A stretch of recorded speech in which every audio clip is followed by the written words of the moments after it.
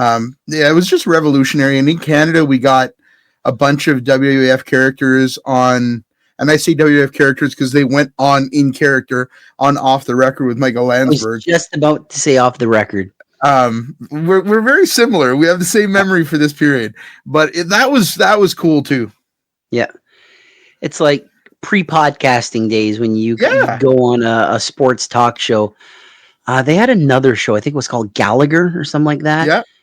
And they had wrestlers go on there like Jake the Snake and all that. And I remember that it was like all TSN shows. Like, I don't think Sportsnet was a thing at the time, right? We had TSN. If Sportsnet was a thing, it was very early, but it was mostly TSN and The Score. So the Score, that's what the Sportsnet's now used to be. The Score. So was the Score a thing back then? The Score, yeah, the Score was a thing, but it didn't have any wrestling really. And it came out of Toronto and then became national. I can't really pinpoint when Sportsnet came out. If it was probably out back then, but it was more, the focus was on baseball. Certainly wasn't on wrestling. Everything was on TSN in Canada. Everything was on TSN. Like there's no time limit here. We're just shooting the shit on this. So a funny story. The Kane character.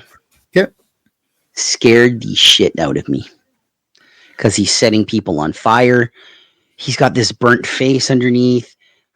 And you'd always go on, like, I don't know about you, but me, at the time, Kane, like 97, 98, I'm 9 and 10 years old.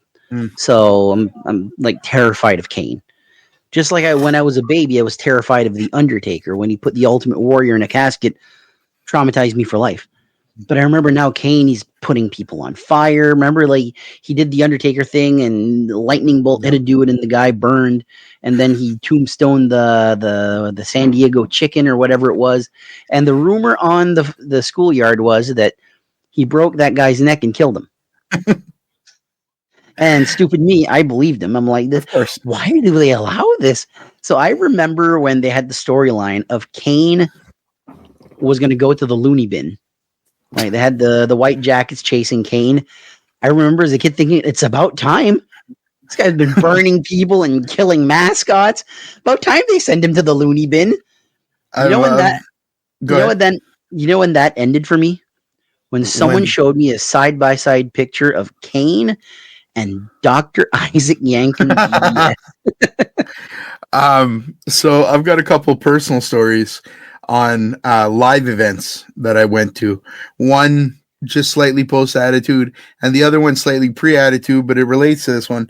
In 1995, I went and saw a show at the Moncton Coliseum, and we were sitting in like the second or third row down from where the washroom was. So it was just behind where my parents were sitting.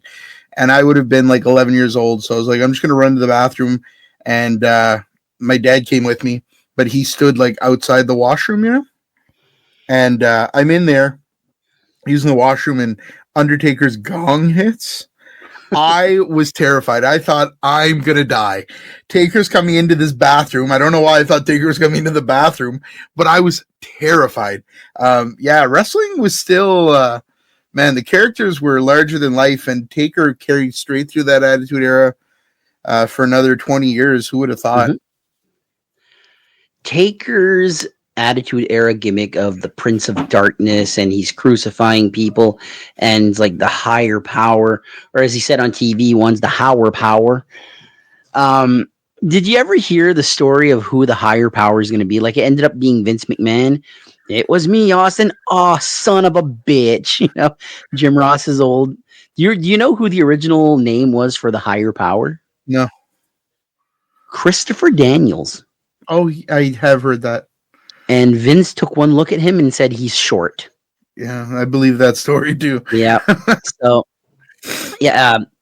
if you had to pick one match, just one, you can't pick multiple, you have to pick one match from the Attitude Era to be the greatest Attitude Era match ever. This epitomizes the Attitude Era. Which one is it?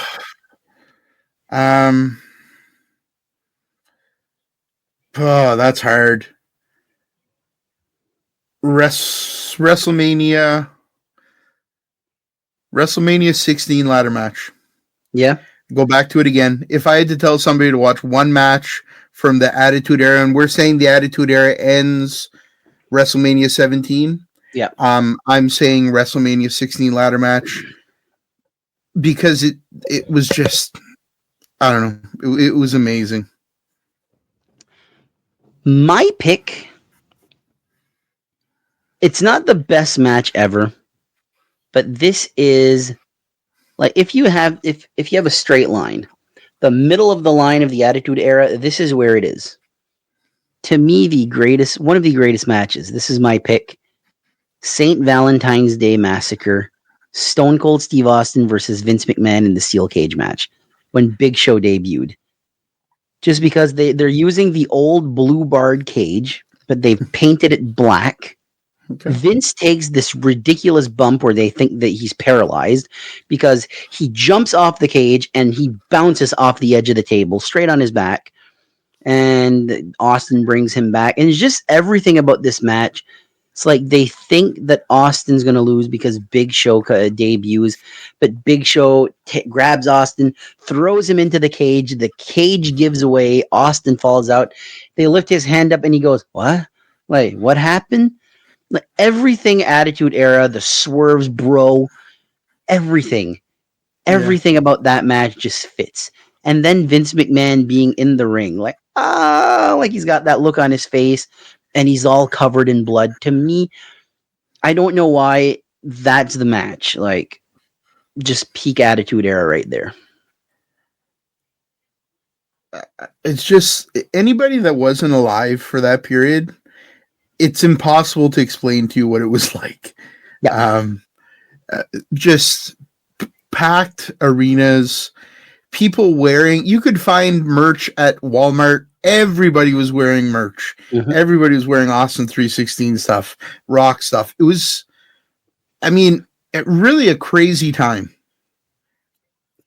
To me, looking into, like, I remember the beginnings of Raw when there's fireworks and all that, and you're looking into the crowd and you're not seeing people. You're seeing signs. Yeah. All sorts of signs and, like, with creative text on it, like just ways to get past the censors. One that I remember from a kid is someone said, "I'm nuking futs." But just stupid shit like that. And, you know, the famous ones like Austin 316, but like one of the signs is they'd put their name on the sign with an arrow pointing down and they'd hold it up. Yeah. Or like one of the signs, one of the clever signs was, "My sign isn't upside down." And the sign would be, they'd hold it upside down. The person behind me can't see was a frequent weekly one. Yeah. It was the only time for me as a wrestling fan that being a wrestling fan didn't make you the outsider. Mm-hmm. Now, if you tell someone you're a wrestling fan, they're like, "Oh, wrestling? You believe that? Wrestling's fake." Before that, you watch wrestling. "Oh, wrestling? You believe that? Wrestling's fake." During the Attitude Era, everybody watched it. It was just, It was what you did. The ratings were insane. I always used to say, you can, like, with my family's a bunch of weirdos. Love them to death, but they're a bunch of weirdos. But the female members of my family, if they knew the wrestlers, then these guys were mainstream. So they knew who Hulk Hogan was. Well, how do you know Hulk Hogan? Well, he was in Rocky 3. All right. They knew who Ultimate Warrior was. Well, how do you know Ultimate Warrior? He beat Hulk Hogan. Oh, they knew Randy Savage. How do you know Randy Savage? Well, Randy Savage is married to Miss Elizabeth. Then you get to the Attitude Era, and I could sit down with my mom and say, "Do you know who Stone Cold Steve Austin is?" She's like, "The guy that beats up his boss, right?" I'm like, "Yeah, that's right." "You know The Rock? The guy with the eyebrow, right?" Yeah. Okay, so if my family knows you, that means you were something special. Like, it's even with hockey. I think my mom knows Wayne Gretzky, Mario Lemieux, and Patrick Roy. So you're lying in one part of that, though. Your family would say, "Yeah, we know Ultimate Warrior." You don't shut up about him. That's all you talk about, Corey. That's how they knew the Ultimate Warrior. Sure. That's the cue to end the episode when my balls are smashed into smithereens.